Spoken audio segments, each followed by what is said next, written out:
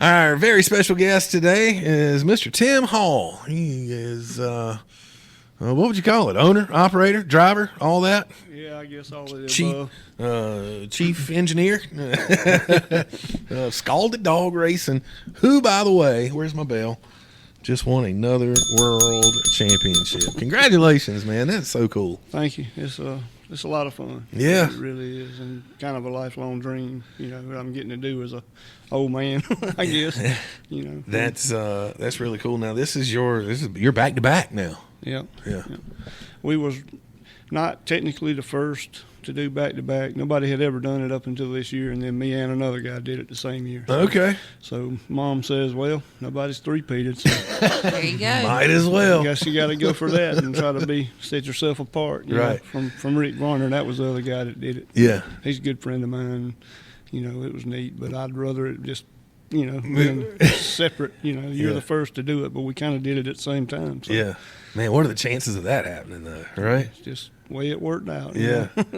So it was last year when you were in with us, right? Yes, it was. And you had you won it at that point last year? I have won it, yes. I Okay. have won the first one, and I can't remember if we'd already – I don't remember exactly when we did it last year, but I think we'd already had the banquet and got the trophy and everything before I came in last year. I believe. So we do that this coming week. I was hoping it was us. You didn't bring the trophy with you? No, I hadn't got it. That's I won't get it till I this was hoping Saturday. we were the good luck.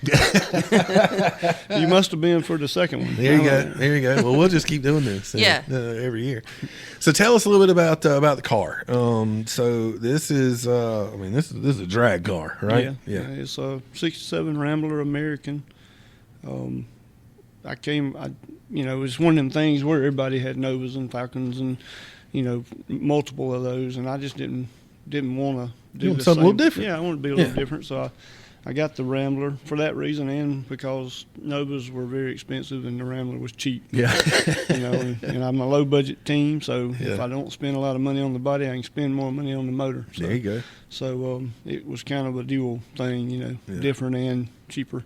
And, me and Dad and Bob Gable and, my brother and lots of people worked on it and built it, and Barry Whitworth painted it.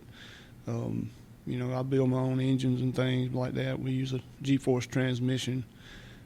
That sounds fast, don't it, Yeah. Lacey? The G-Force. Yeah, I know that. I know that's fast. Lacey knows exactly what I'm talking about. I can see it. I in her know eyes. G-force means fast. I do know that.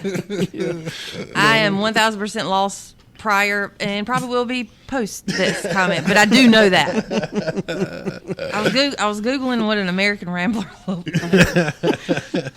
Yeah. Well, actually, if you want to go to my Facebook page, I posted it up this morning, and it's Tim. The car? Yes, the car. It's Tim taking off, and this sucker's popping a wheelie. I mean, it's toting the front tires right there. Is that every time you blast off? Oh wow! As long as the track has got enough grip, it'll get on the wheelie bars. And used to we didn't run wheelie bars. We tried to just move weight around in the car to control that. Yeah. But every now and then it would just, for no reason, just hook like crazy and actually about drag the bumper. It'd get so high up. I actually lost a couple of rounds of racing because of that, and that's when I said, enough is enough. I put the wheelie bars on to limit it. If it does get up, it'll just hit the bars. What is it like trying to? I've never driven a car blasting off like that. What is it like trying to control it when that front end lifts? How do you like not get whooplash? Well, the headrest on the back of the thing, but it's, I don't know. But you go forward. Well, at the Are end, you is your head strapped in? No, it's not strapped. You just the force of the car accelerating keeps your head back against back. Yeah. Until you let off at the end, and then that's I don't let off and just slam on the brakes or nothing, so it's not as bad that way. Right. It don't try to pull your head forward as much. We don't have parachutes or nothing like that. Some of the fast cars have not in our, but like in NHRA racing, when they pop the chutes, they have 5 negative G's. Whew. And that's a lot of 5 times your weight. So. Right. Holy cow. Could you imagine? Nope. Could you imagine stepping on the pedal in your car Okay. and the force being so strong that you can't lift your head off the headrest? Yes, I can. That's every red light she comes to. I can imagine. Yes, I know what that feels like. So you race the series that you're in is the Southeastern Gassers? Yep, Southeast Gassers, and it was run by Quayne Stott. He founded it, and but he sold it this year, so we have a new owner. Okay. Leslie Horn is a racer also, but he's taking it over, and going to try to push it to the next level. And we have a TV deal. Nice. That's supposed to be coming up this year. I think it's Auto Nation TV. It's the same company that did Pink's All Out, and Pastime, and some of those other. So they'll have crews there filming at each different race. I suppose. I don't know yet. I mean, it's just they've signed a contract, but I don't know exactly how it's going to work. Yeah. I know it's not going to be live. Probably still working all the details on that kind of stuff. Yeah, it'll be like 2 or 3 weeks after the actual race. It'll show up. Right. The way I understand it. Hopefully not after the next one. It would get confusing if the first one didn't play until after the second race. People watching it wouldn't understand which one they were watching. Yeah. So there's and I know that you last year you gave us a card that had the schedule. I mean, this is all through the spring and summer, right? And it's a couple races a month, I guess. Or? It's a couple of, not really. I mean, it's 2 in the first couple of months, maybe, and then as it gets hot, it cuts back to 1 per month. Okay. And then in the fall, when it cools off, we might have 2 again. But it's 10 races total, and we start in March and end in November. But it's all over. I mean, it's not just like you're going to one track. You're traveling all around with this, right? Yeah, we go to Ohio and Mississippi and North Carolina and Tennessee, Georgia, South Carolina. Do you have a favorite track? Is there a track where you're just like, boy, I know the car's going to act right here. I really like this lane or how they have everything kind of set up? Shady Side up in North Carolina is kind of like the home track of the association. Okay. And I do really well there. The car works good there. Yeah. We won a good many races there. Which one do you like? Oh God, here we go. Well, they're listening right now. I'll be honest with you. It's not about the track necessarily. It's about I don't like driving in the motorhome 12 hours. I just got to where I don't like driving. Yeah. So it's more that I dread the travel. The getting there. I don't have a problem with any of the tracks. They're all really nice to us. We come in and put on a show, and they treat us really well. So it's not that. It's just sitting in the motorhome for 12 hours. And there's only so much Facebook you can look at. Right. And you get bored. And 100 bottles of beer on the wall. If you have back problems and your back starts hurting, and I mean, it's just that's the part I don't love. I need a helicopter to fly through. A couple more world championships, you might be able to get you one. I tried to It'd be hard to tote the car in the trailer in a helicopter, though. Well, before I retired, I was telling the guard they like doing all these training missions. I said, just bring us your Chinook up here. We'll put the car in it. You fly me to the racetrack, sit down on the track, and I'll unload. I said, you'd have more people joining, and you'd know what to do with. But they didn't go far. Yeah, they probably didn't. They probably didn't want to do that. So what's the you set like world record times and all that in this car too. So what's the speed and the time that's like everybody's trying to get to now that you've set? Well, last year. One of our goals was we wanted to be the first one to run in the fives in the eighth of a mile. We didn't. I mean, we did it, but we weren't first. Right. It was like 3 cars that ended up doing it this year. So, do you feel like if you're not first, you're last? His wife is sitting in the background giving a hard yes over here. Well, the runner-up is... You don't even have to answer now. I mean, I can tell how competitive you are just by how hard your wife just shook her head. Yeah. Krista answered that one for you. I'm very competitive. It don't matter if we was playing spades or what. Oh, yeah. I just want to I win. understand. I like to have a chance to win at least. Yeah. If I felt like I didn't have a chance at all, I wouldn't even probably go. Yeah. So at the 5-second mark, what's that speed, that top speed this year when you're crossing the line there? 114 in an eighth of a mile, 660 feet. So that's moving. Yeah. 0 to 114 in 600 feet. That's crazy. That is crazy. Just barely under 6 seconds. So yeah. It was 3 people that I can remember that did it during the season. we did it at the final race. Finally, that was a goal. But you make goals and it's something to aim for. It don't mean you're always going to get there, but you got to have high goals. Something to strive for. You won't ever accomplish anything. So after one race, you basically have to like redo your car. Does it tear it up just from that?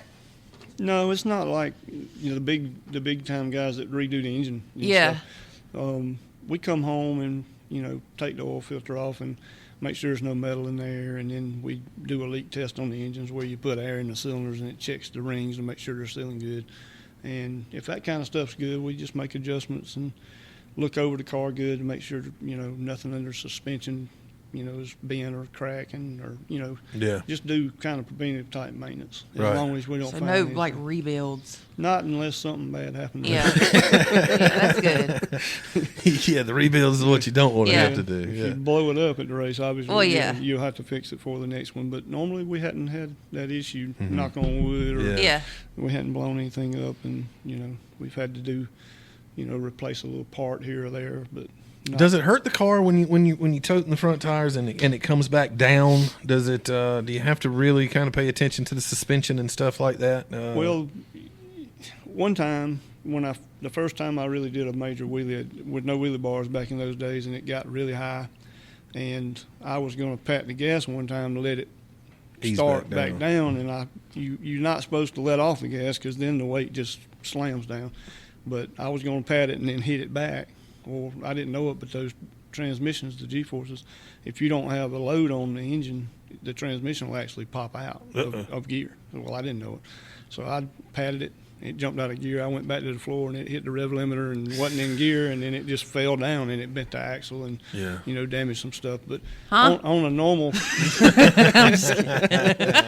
on a normal run where it pulls the wheels a little bit, it just sets them back down real gentle and doesn't hurt anything as long as the driver don't do something stupid like I did and, let off the gas and pop it out of gear. So when you are in the air like that, I mean, is there you just do you ever go, woo? You want to go straight, obviously, in your lane. Is there a lock or anything on the steering wheel where so you got full range? You can do nothing though. The wheels aren't touching, so you don't want to turn. But when you come down, it better not be turned. If you turn it while it's up, and then when it hits, it's going that direction. Right. So you try to just hold it dead steady, and hopefully, if we got the car preloaded right, it'll go straight on the back tires. If you don't, if it's got more traction on one tire or the other, then it's going to turn in that opposite direction. Have you ever rode with him doing those? You have? Yes. Were you terrified? I was. It was like a bull coming out of... A bull coming out of the chute. Huh? Yeah. I loved it. Oh, you did love it? Good. It is a lot of fun. Yeah. It's an adrenaline rush, and no doubt, it's a lot of fun to do.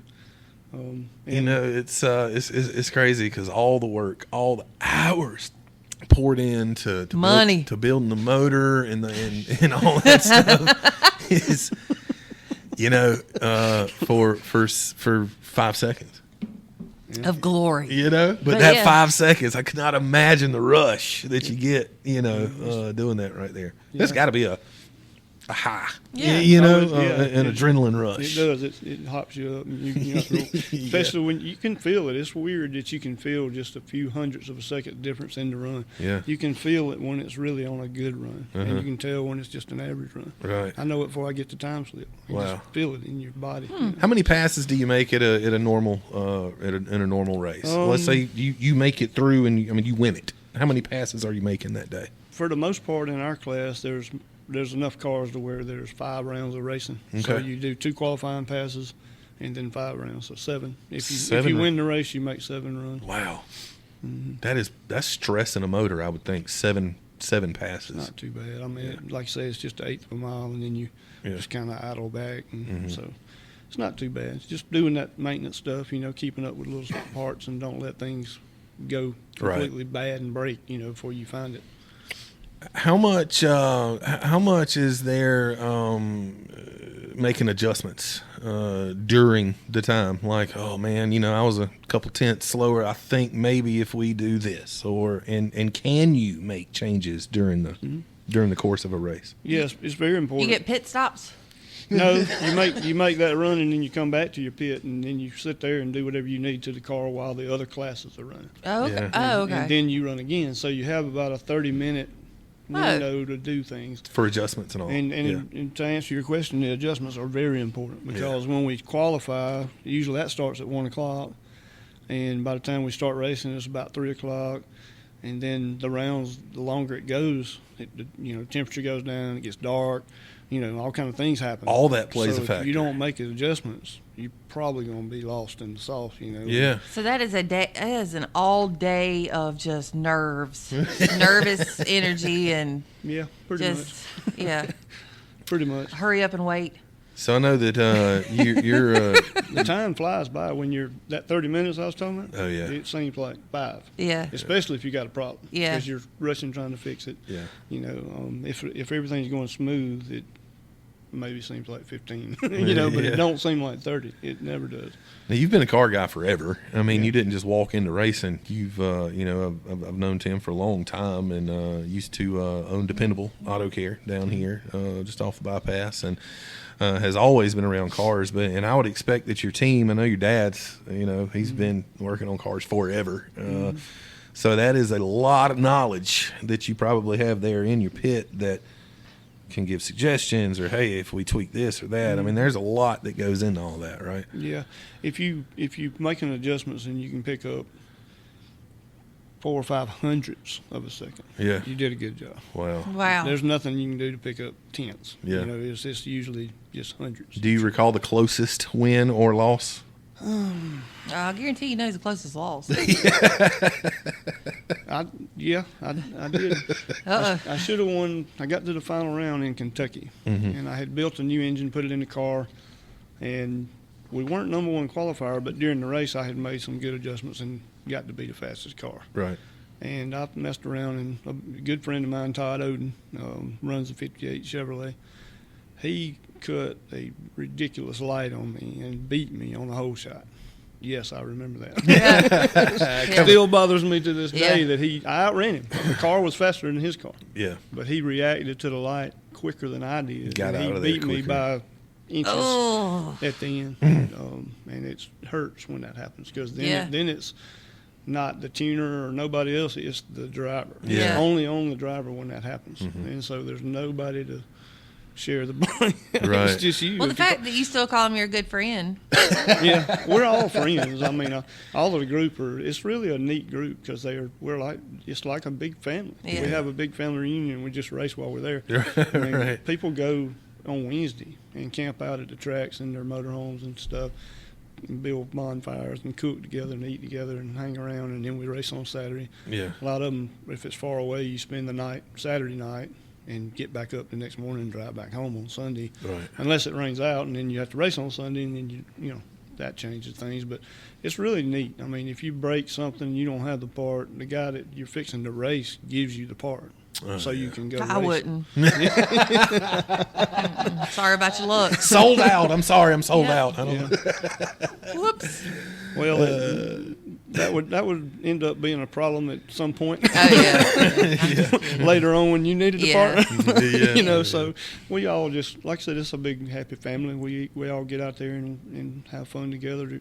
Everybody brings their kids. They're running around the track, riding scooters or skateboards or whatever, just having a good time. It's, nobody even worries about them. They're all out there together playing. Yeah. And they're, and it's inside a facility, so nothing's going to really happen to them, as That's far cool, as somebody yeah. snatching them or, nothing like that. So it's just a cool way to I'm just going to bring mine and drop them family off. thing. Yeah, bring them on up there. Somebody will feed them and take care of them.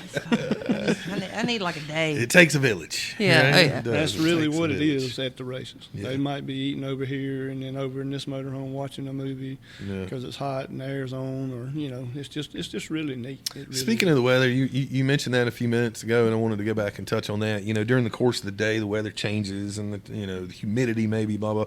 Does the car typically run better when it's colder or when it's hotter? colder. Cold is usually. better. Yeah. Yeah. There's a line where if it gets too cold, the track doesn't grip very well.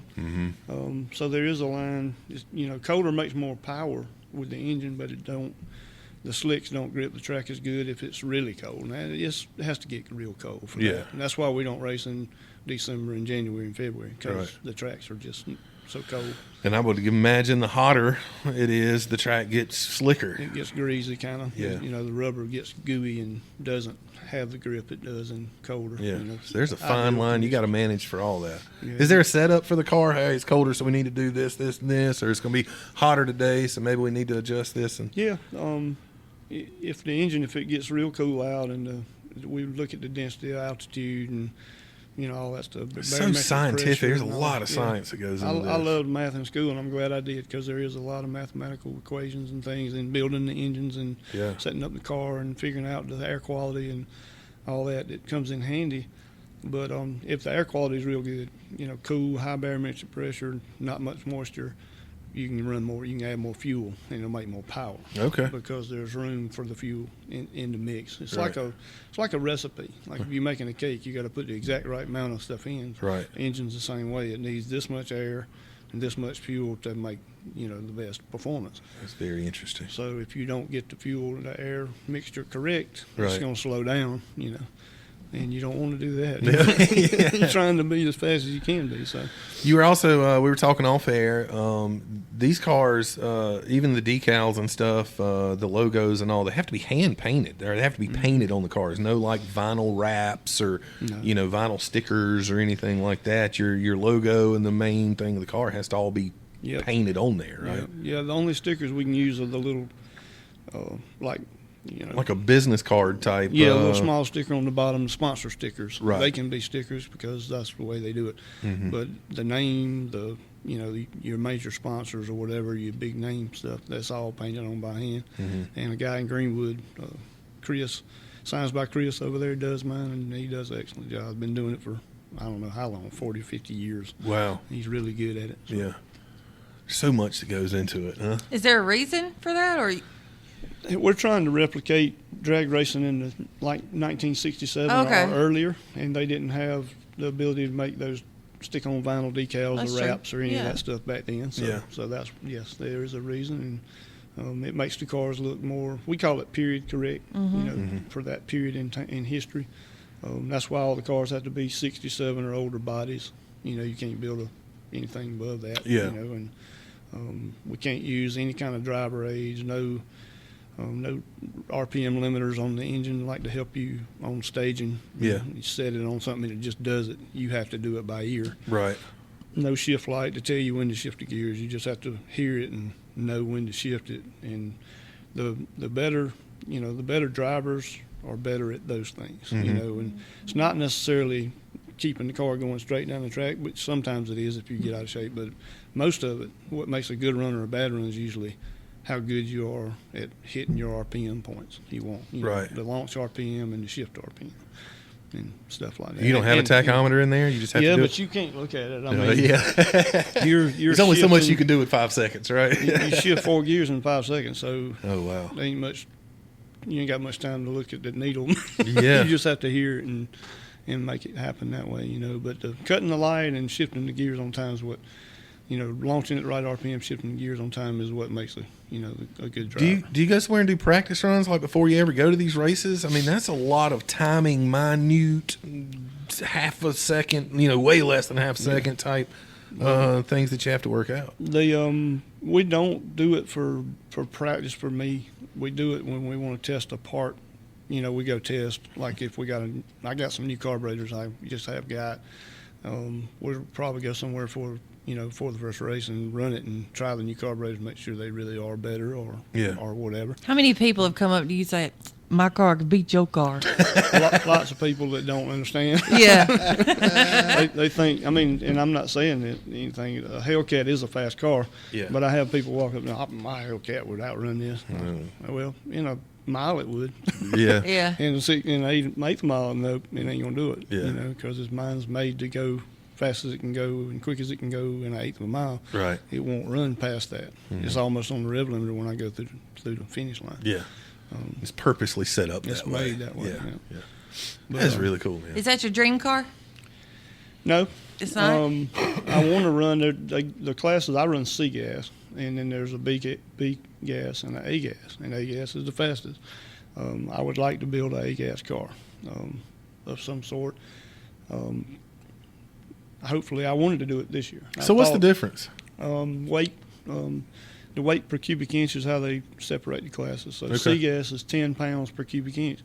So we have to build really small engines, or either we have to have a really heavy car. Mm-hmm. So if you build I run somewhere around 300 inches normally. The one in there now is a 314, but it's 300 is easy. 300 times 10 is 3,000 pounds. Right. So on an A-gas car, it's 6 pounds per cubic inch. So if you build a 400 cubic inch engine, then it wouldn't have to weigh 2,400 pounds. So it's going to be faster. It's got a bigger engine. It weighs a lot less. Right. That's just how it is. And they're a lot faster. They run, 530s, high 520s Mm-hmm. in the eighth of a mile at 133 or something like that. Right. So they're a good bit faster than our cars. Well, you're a back-to-back C champ. Yep. Going for number 3, I guess, this year, right? Mm-hmm.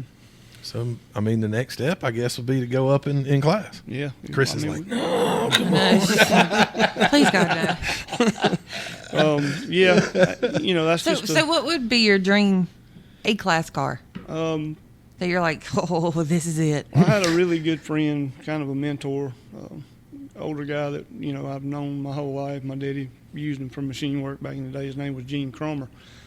He had a 41 Willis, and it was called Moonlighter. And he passed away a couple of years ago. And I think the coolest thing that I think I could do would be build that car with Moonlighter on it and do it as a tribute to him. Oh, that's because awesome. he was one of the people that inspired the Southeast Gassers to be. Mm-hmm. He raced in the '60s and had that old car he never got rid of. It sat out in his shop, and Quayne, the guy I was telling you about that started it, he went there one day just to meet him because he was kind of his hero. Yeah. And he said, "Whatever happened to your car? You know where it's at?" And yeah, I know where it's at. It's out there in the garage, But it was all the pieces. And That looks like that'd be a heavy car. She's No, Googling they're not- so not- hard they're over not too here. heavy. I was They're- curious what the dream car would be. You can build you can put fiberglass parts on it. You can the main body can even be fiberglass on a Willis because they're so hard to find. There's hardly any of them around, so they allow that. But you can build it pretty lightweight with all fiberglass, chrome molded tube and stuff like that. But it would be a neat tribute to him, I think. Yeah. And it'd be a lot of fun to race it too. So you'll be getting your trophy next weekend or this coming weekend? Yes, sir. This coming Saturday. Very We'll cool. be having our award ceremony in Pigeon Forge. Okay. And we do it there every year, and it's weird. We always do it in January, and it's never snowed or nothing. We've never had any. Knock on wood. This year it's Go going to through a be blizzard. This year it's going to be 65. Right. It's just weird how you go to the mountains in January and you think, out of 7 years, this is our 7th year going. You think sooner or later you saw a flake or something, but No go, huh? nothing. Well, man, when's your so next season starts in March? In March, Yeah. I can't remember the date. 23rd, maybe. It's at Brainerd Motorsports Park in Georgia. Okay. It's right below Chattanooga, Tennessee. I got you. I think it's the 23rd, but don't quote me on that. Yeah. And I'm so I know that they've got Facebook pages, websites, and all that. So if anybody wanted to go, they could just look up Southeastern Gassers. SoutheastGassers.com. Yeah. And you can see the rules. You can, they're redoing some of the stuff on the site. So they used to have driver profiles and different stuff on there, but I'm not sure they're up to date. But you can if you want to watch some of the racing, you go to YouTube and type in Southeast Gassers, and it'll just bring up. You can do it on your smart TV and watch it on TV just like. Yeah. So That's really cool. What'd be a little piece of advice if we had some guys out here listening, some younger guys maybe that have always kind of wanted to be in racing, and what would be some advice you'd give them to kind of get started? Probably don't. Yeah, that'd probably be the smartest advice. Would be don't, but especially if you got a family or whatever. But I had the 3 girls, and for years I didn't race, and I put it off until I got in a situation, a financial situation where I could without it affecting my home. So you can do it. It's just go to a race. If you're interested in Southeast Gassers, go to one of our races and walk up to anybody and just talk to them, because they're all so nice. They'll tell you anything you want to know. Yeah. They'll tell you, even though they don't post the times on the scoreboard until the final round, they show it. Yeah. But the other times they don't. They'll still tell you what the car runs, what they, anything. Any question you want to know, just ask them. We put kids in the car and have their picture made. Families, I've had the mama even get in there and have a picture made. Yeah. We don't care. We're there to help people have a good experience and have fun while we're having fun racing. And just ask. It'd be too easy to do. But learning some stuff would be good too, because if you had to pay people to do everything, it's going to be way more expensive. So, if it's a kid that wants to do it, it'd be a good idea to take automotive at, maybe in the career center in high school, so you can get the background, some knowledge as far as how to fix things on your own. Right. Because if you can't, it's going to cost you. It's going to increase the price exponentially. Right. Have to pay people to do stuff. So. Yeah. Very cool. Tim Hall, back-to-back world champs. Be collecting his trophy this coming weekend for number 2. Man, it's always a pleasure hanging out, and best of luck moving forward in this coming race season. And if you decide to make that move up a class or whatever, we're always rooting for you. Get us we'll go check we'll go find a schedule and post it up on our Facebook page and stuff for you. Yeah, I got it. Then I can send it to you. And do we got a minute or two? I can go thank ahead. some people. Sure. Okay. Molly Motorsports is a engine parts company, like the 9th largest one in the world. Wow. And they helped me out. They've been helping me ever since my drag week days. I'd like to thank them, because they very important to me. Mark Newton is a buddy of mine that runs a machine shop up in Williamston, and he lets me do my own machine work, or as long as I can. And then if it's something I can't do, he does it for me, and he helps me out with advice and things like that a lot. So I appreciate him. I've mentioned Barry painted it, Barry Whitworth. Tim Brown at Roofing Unlimited is one of my sponsors, and we really appreciate him and all he does. And Steffes Auto Salvage down the road here on Old Callan Falls Road. He helps me out when he can. Mom and Daddy have the motor home and buy all the fuel to get us to and from all the races. Yeah. As a matter of fact, it's their anniversary today. Oh, and, very cool. Very cool. So happy anniversary, Mom and Dad, if you're listening. All the fans, there's tons of people that I have a guy from California that we met in Ohio. He just happened to be in that area while we were having a race. He come to the race, met us, and we got talking to him, like I said, had pictures took of the car and in the car and everywhere else. And just out of the blue, I got a check from him. Oh, he wow. Sent me a check for $250. That's awesome. Like 3 times this past year, he sent me $250 just because he thought it was cool and wanted to help out. And he won't hear this probably, but he didn't want his name mentioned. He didn't want his name on the car. And there's been other people that gave me money like that, and they don't want their name on the car. They just want to help. Mm-hmm. And so I put on the car, it says, this little thing says, Friends of Southeast Gassers. Thanks to, and that encompasses those folks that helped out and didn't want any kind of recognition. And also my sister-in-law, Carrie Hall Realty, she helps me a little bit too. Yeah. And I have backup girls. If you watch any of the races, you'll see there's always a girl dressed in like 67 period outfit. Okay. That when we burn out, we go across the starting line. You got to back up in exactly the right spot, get your tires on those tracks. And they run out in front of you and give you signs of how to back up and help us, get us in the right spot on the track, which makes it run faster and more safe. And I had 3 different girls that helped me this year. Riley Welch has helped me a lot, but she's been in college and hadn't been able to make all the races. And then Katie Burrell helped me some, and Alexis Phillips helped me.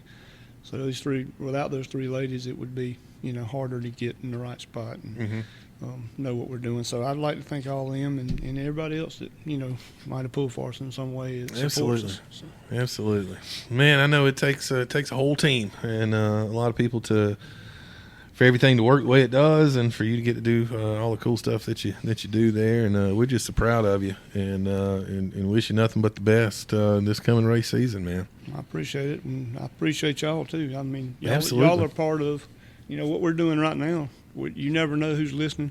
Yeah. There may be somebody out there listening that would like to help, and that's, I believe, some of those people that just come up and help, that's where they got it from. Is they didn't know us and saw something they liked or whatever and just wanted to help, and that's cool. If somebody did want to reach out and be a sponsor, how could they find you? We have a website, a Facebook page. Yeah. Scalded Dog Racing. Scalded Dog Racing on Facebook. Yeah. And I think there is 2 of them actually. I think there's another car, but it's not a Rambler. It's and it's not a Southeast Gasser thing, so Right. you can figure it out pretty easy which one it is. But I've had some people tell me they looked for Scalded Dog Racing, but when they got there, it wasn't me. Yeah. So you can recognize it because of the Rambler and the Southeast Gasser stuff. Right. Just look for the car that's popping a wheelie. Yeah. Yeah. Really cool, man. Well, man, it's always good catching up, and let's do it again, and we'll talk about your 3rd trophy next time. Yeah. I hope that's the case. I hope you're right. I appreciate it. Absolutely. All right, let's jump out. We'll take our bottom of the hour break, and we'll be right back to wrap up this Monday edition of the Abbeville First Bank Southern Fried Morning Show.